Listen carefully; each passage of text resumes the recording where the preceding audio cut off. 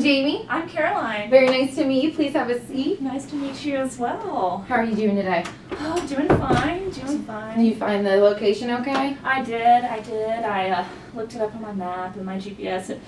I'm sometimes a bit directionally challenged, so I did a little drive-by the day before. I'm with you on that after I got to sure. the hotel, so. Good, yeah. so you're settled in. Yeah. Perfect, Absolutely. awesome. Well, we're happy to have you here. We're just going to ask a couple basic questions, kind of get a feel for you and see where we're at, okay? Great. So I'm just going to dive into it. Does that work? Yeah.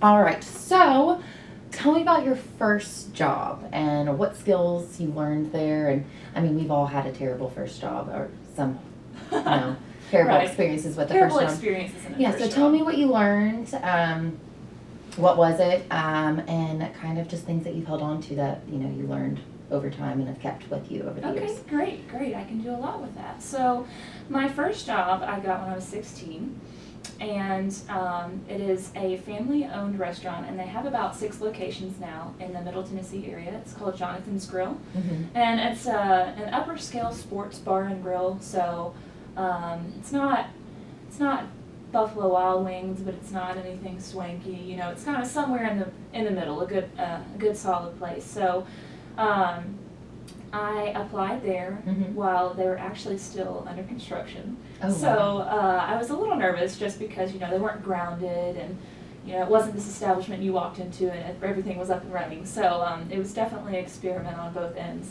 But I had worked there up until now my junior year in college. So I've been with that company for 5 years. Oh, so you've been with them for a while. For a very long time, Okay. yes. And within that company, I have grown as well, and I started out as a host, and then after I hosted for a while, I food ran as well, because we have very high volume, so we have food runners that help out our servers and our bartenders. And after that, I just gained a lot of skills within kind of like analyzing and expediting as well. So then I started expediting most shifts throughout the week before I turned 18, because I couldn't serve yet. So I was expediting most nights, 5 days a week in the kitchen. And it's a pretty high volume, so it could get very stressful, but within that, I was able to learn how to manage my coworkers, but also be a team player. So like having a superior role over them, but also developing that relationship to where it's very comfortable and it's very fluid. And then after I turned 18, I then started training to serve. And whenever I served, that really gave me the opportunity, I feel like, to interact with the guest more so, and getting a very solid foundation for hospitality and also problem resolution type of skills, to where I felt as a server, as soon as they walked in inside of my table, if there was a problem, I was going to resolve it before they left the establishment, so that they could have a good experience, and also protecting myself as an employee, protecting my company, and getting repeat service and repeat visits. And so within that, hospitality, like I said before, problem solution, teamwork, 100%. I love teamwork. I think I thrive within teams, and just collaborating on a very professional level, but also being authentic and personal as well. And I think I've truly realized my love for people and serving the community, actually just in a serving position. Okay. And so. Nice. Yeah. All right. Awesome. So I see on here you have an attraction to be an artistic director for a nonprofit. I'm going to kind of ask a little bit more than just one question in this area, so bear with me. First off, what is your attraction to nonprofit? So nonprofit, I've always had a heart for, just because I feel like, especially within the arts, I feel like the arts are just getting the uppercut a lot, especially with today's day and time, and they are so essential to learning, and just I feel like a fuller life in general, being an artist myself. So nonprofit, I feel like, gives me an opportunity to work within sales, but also do it for a greater cause Mhm. and serving a greater community, because I'm very drawn to the community itself. And I feel there's a quote actually that I love, and it says, "By the end of my life, I want to serve the community and I want to feel thoroughly used up."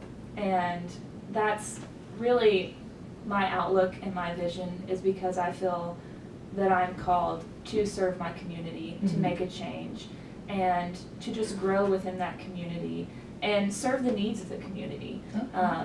And not do something necessarily for myself, but for my team and a greater outreach. And that's why I'm really drawn to that. Awesome. I really like that.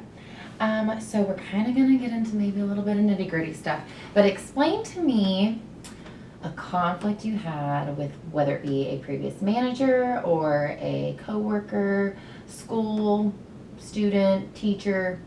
Lay it on me. When's the time you had a conflict with somebody, and how did you handle it? Okay, that's a great question. So, within Jonathan's, this is where it had happened.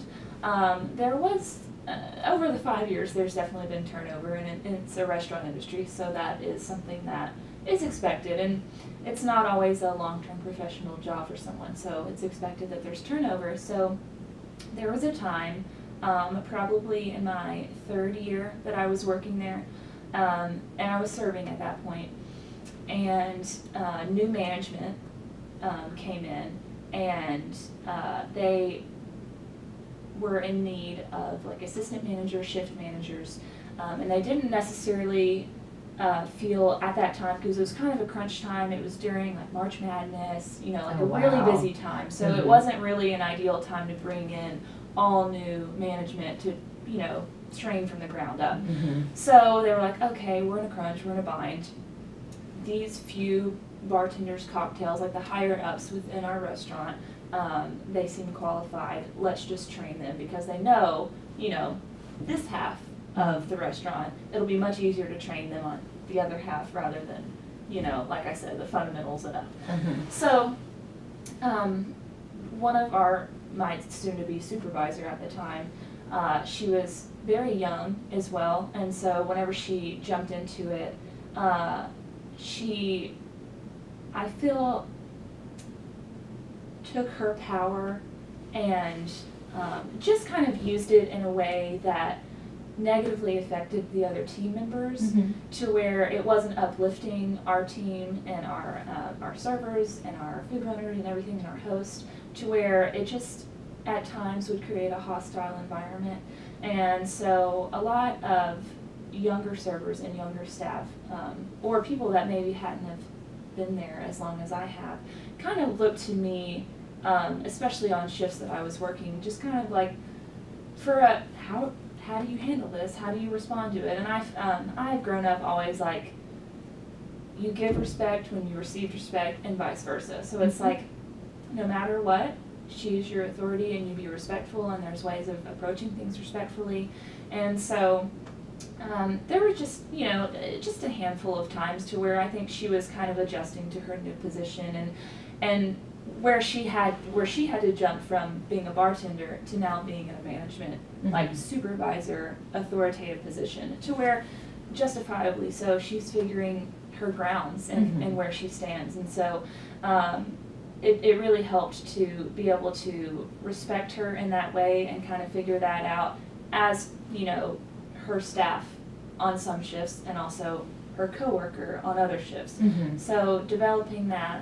So you're kind of like the middleman, Yeah, essentially. the middleman. Okay. So, and it was just nice to, you know, be an example, and because I felt that was my responsibility, Mhm. and that was my leadership at that point, is to be an example to either my younger coworkers, or, you know, just coworkers that were serving on the floor with me, Mhm. and just to show her that, you know, it's all a learning process.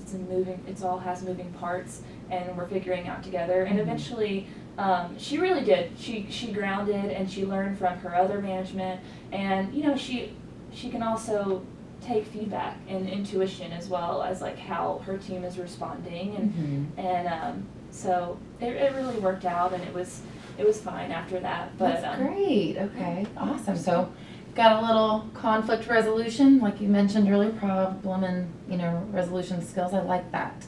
So, in this industry, where do you see your future? What is it that you ultimately want to accomplish? I really would like to implement arts programs that are easily more accessible to the greater community and also lower income communities as well, just because I feel like the arts is a great way and great avenue to distract you from the negatives of life, and especially in lower income families and lower income parts of the community, I think that outlet is essential. And so I would love to be working in a metropolitan area, whether it be, I'm across the board, I'm pretty much a nomad. I can go wherever I'm called, is what I would like to say. So Seattle, Portland, Atlanta, Minneapolis, St. Louis, Chicago, it's cold. But yeah, so just anywhere that it's a great community to where I can serve the needs of that community as well. And eventually I feel like if I can get my feet wet and grounded with a nonprofit that is very secure in that community, I would love to go like regionally as well. So like whether it be Chicago or maybe another city within Illinois or vice versa, any state that I choose, to where maybe that nonprofit can grow to where it's in more of a regional area, to where you can reach a greater and broader community as well. Awesome. Well, I love everything you've had to say today. We will be in contact with you here in the next few weeks to kind of give you an answer on how things went. Great. Please feel free to email us in 2 weeks if we don't get back, just because things are a little hectic here in the office. But it was great having you, Caroline. Please, again, like I said, contact us if there's any further questions or concerns. Thank you. And I appreciate your visit. It's been wonderful talking to you. Absolutely. Have a wonderful afternoon and please get home safely. Thank you. Thank you. Bye-bye. Oh, we did it. That was good. Smooth. Hi, Dr. Dorrigan.